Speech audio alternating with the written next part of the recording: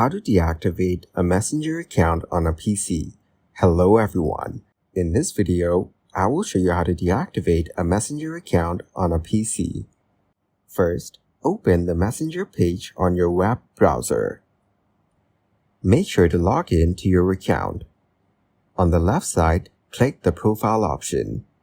Next, click the gear icon on the right side and select Settings and Privacy. In Settings, click See More in Account Center.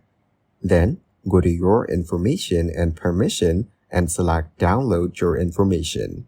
Here, go to the Download or Transfer Information option to back up your chats before the deactivation. Now select the Messenger account, click Next, and choose the Information options. After that, click Create File to download your information. Then go back and go to Profile Details. Here click Account Ownership and Control. Next choose Deactivation or Deletion. Lastly, select your Messenger account, select the option Deactivation and Continue. Your account will be deactivated after the given time. Thank you guys for watching this video. Hope you got some value.